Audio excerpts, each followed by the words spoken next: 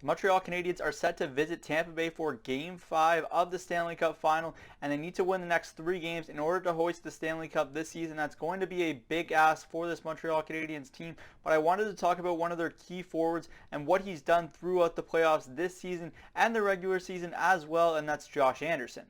Anderson is one of the most polarizing figures on the Montreal Canadiens, and I think a lot of that has to do with his consistency as a player, but I want to talk about that because I don't think it's realistic to expect him to be this consistent performer for this Montreal Canadiens team, despite them paying him $5.5 million per season on the cap.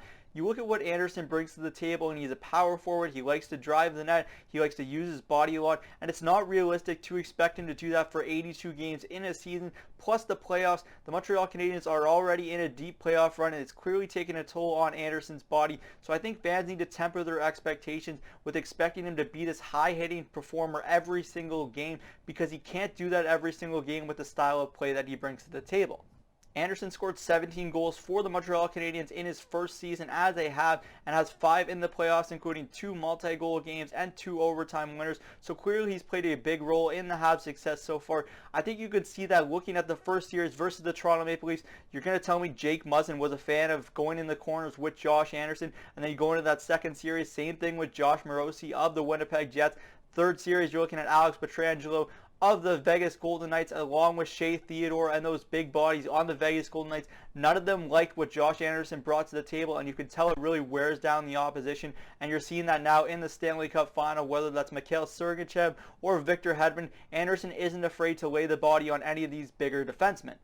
Like I said earlier in this video, I really think it just comes down to having realistic expectations for what Anderson is. He's a power forward, and those type of players, it's just not realistic to expect them to show up every single given night because of the wear and tear it takes on their body to be the type of player they are. So I think Montreal Canadiens fans need to appreciate Josh Anderson more and realize that he is a big part of what the Montreal Canadiens are doing right now.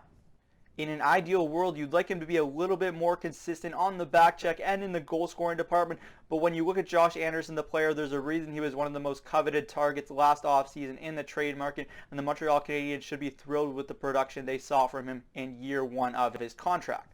I don't know about you guys, but I'm excited to see the type of energy Josh Anderson brings to the table whenever he does indeed get to play in front of a full Bell Center. That's it for me today from Cook's Corner. As always, let me know in the comments section down below your thoughts on Anderson's first year as a Montreal Canadien. I'm Zach Cook. We'll see you later.